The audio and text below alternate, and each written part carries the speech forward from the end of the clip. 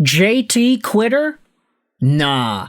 Okay, we're not gonna do that. We're not gonna go all down the guy's throat, shoving names and shoving words into his mouth. But I wanted to read some tweets here.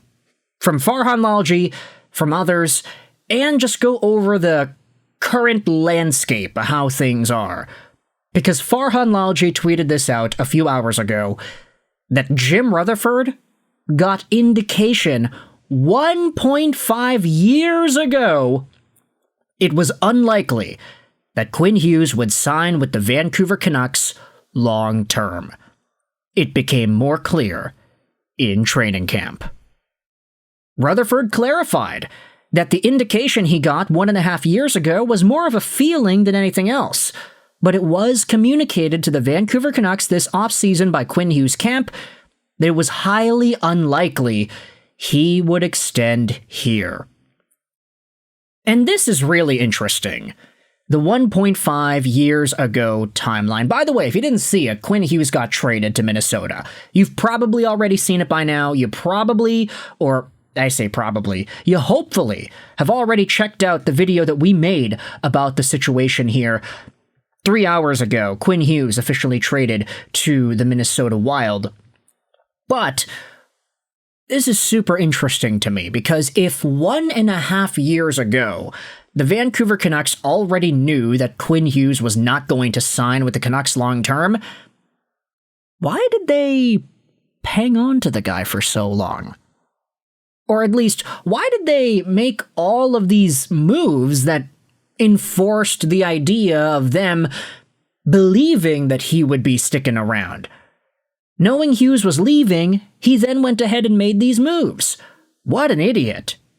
Kim Jong-Bettman goes out there and says, the Marcus Pettersson trade, the Demko contract, the Garland contract, the Besser contract, lots of money, lots of middle-aged guys coming on to the Vancouver Canucks and committing term. Might I remind you, the Canucks had to re-sign Marcus Pettersson too. So the idea is, why would the Canucks hold on to Quinn if they knew he wasn't going to stay? The way this reads, it makes it seem like, oh, there was no chance. Highly unlikely, okay, highly unlikely.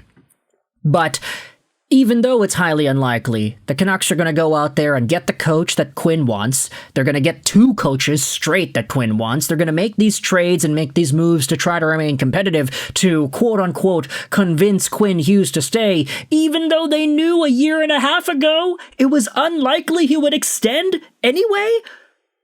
Dude, 1.5 years ago, the Vancouver Canucks were coming off of a Game 7 defeat against the Oilers in the second round of the playoffs.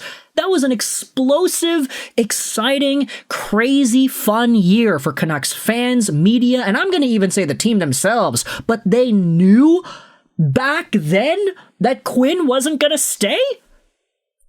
Okay, you can debate whether or not this is actually something of fact. You can debate whether or not Jim Rutherford is making this up. The folks on the R Canucks sub are going out there and saying that. Smells like revisionist history happening here. Alvin just said it goes back 1 year ago, which puts you right in the middle of the Mailer-Petey debacle. From circumstance alone, that sounds right.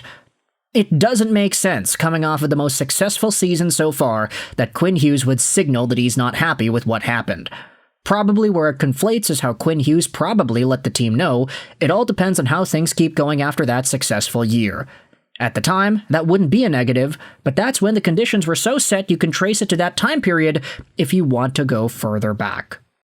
If the Canucks knew that Quinn wanted to leave, why did they trade the Rangers pick to Pittsburgh? Why did they do this? Why did they do that? Timeline is pretty clear, Prophet Muhammad says. After last year, when Hughes and Tocchet sat down, they both let each other know their positions. Tocchet goes on to decline the option, and Quinn shows up this year with 1 foot out the door. Hughes is the best player this organization has ever had, but anyone pretending like he was playing like a guy dedicated to the team this year is lying to themselves. And I think that's a very fair way to look at the Quinn Hughes captaincy of 2025-2026, where you go out there and acknowledge that, yeah, no, the guy is talented, and he was the most talented defenseman this team has ever seen, arguably the most talented player. But you could also say this too. Wyatt, the stanchion, says, so many Quinn Hughes thoughts, let's put a bullet point around it. Yes, he was the best Canucks defenseman ever, like 2 years into his career. It was truly an honor to watch him play in this city. But number 2, Wyatt says, I don't think he was a good captain for this market. He didn't handle it well, especially at the end. And this is aside the comments that he made at the Langley food drive, getting confronted about whether or not he's going to stay or he's willing to stay, shutting it all down by saying, I can't really do anything even if I wanted to. I'm just going to focus on this season. At the very least, with Bo Horvat, the last captain, and I'm not saying that Bo is like the best captain the Canucks have ever had, but at the very least, just comparing last captain to this previous captain, Bo was always 100%, I love playing in Vancouver, I'm dedicated to Vancouver, I'm doing my best for Vancouver. Big shout out over to Don Slablowski, who is subscribed to this YouTube channel while we're recording this video. There was a lot of, maybe even if it was fake enthusiasm, but there was enthusiasm with being a Vancouver Canuck and staying. Now, I know personalities are different, and Quinn is not the same personality type that Bo Horvat was, but you could definitely sense from a lot of his interviews, especially towards the end, that this guy had his foot out the door. Like, he was not interested in staying with this team, and now it's already being confirmed that, yeah, like 1.5 years ago, they were already feeling it that he doesn't want to come back. So, is he a quitter then? Let's go out there and continue with Wyatt's Twitter thread here. The management and ownership has fumbled things for many years now, just feels like they bulldoze their way through decisions and have no idea how to handle things with a delicate approach. Very old school. That being said, this is very clearly a moment they can try and rebuild, but now we have to watch and see if they flip assets to get better quicker or have the patience to see things out for a couple of years, building up their foundation. If anything, this hopefully signals the end of the team drama. The culture around the team feels pretty damn low, so hopefully they can start building up a team that has solid leadership in place. And speaking about leadership, this was asked to Patrick Allvin earlier this evening by Jason Bruff. It was a very straight-up question asking if the Vancouver Canucks have a culture problem. Allvin then chuckles, a culture problem? On our team? And then Bruff replies, yeah. You had to trade away a captain here in Quinn Hughes. You didn't want to come back. You had to let Rick Tocchet go because he didn't want to come back. Last year, Miller and Pettersson, 2 of your top leaders, ended up fighting. Is there a culture problem? And then Allvin, he chuckles, and he goes out there and says that he doesn't think there's a culture problem with the Vancouver Canucks. He respects JT and all this stuff. But common sentiment from this quote is, hey, thanks, Bruff. Thanks for asking the real questions. F this management group. You know, honestly, like, I think the way that this is being portrayed, yes, I absolutely understand the frustration and angst that a lot of Canucks fans will feel towards management because of the fact that the Quinn Hughes trade needed to get done. That's it. Like, they didn't surround him with a winning team, they couldn't do it, and they wasted the prime years of the best defenseman the team has ever had. But the way I'm looking at it is like, man, Quinn didn't want to be here. And the trade return that Vancouver got, if you had seen the video that we made, I'm really, really happy with this trade return. 4 first-round caliber assets. Never mind the fact that Marco Rossi was like the second most valuable or third most valuable piece of this trade coming back.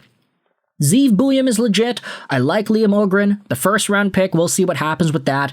And Marco Rossi, also on top of that too. Yes, Quinn Hughes is gone over to Minnesota, but I can't say that it was a poor trade return. I don't know. I'm thinking more so about the return, and I guess the fact that now it's all finally over, rather than the idea that Quinn Hughes literally just got traded a few hours ago. That's the crazy part of it all. Can you believe it? Quinn Hughes got traded? Let me know your thoughts in the comment section below about Jim Rutherford's comments over here and whether or not this changes the way you view the Canucks in their decision-making, knowing that Quinn was on the leave. They already went out there and tried to do all this stuff to make him stay. Was it for naught? It seems so. But I want you to let me know your thoughts in the comment section below. I hope you enjoyed this British Astros 9, and bye.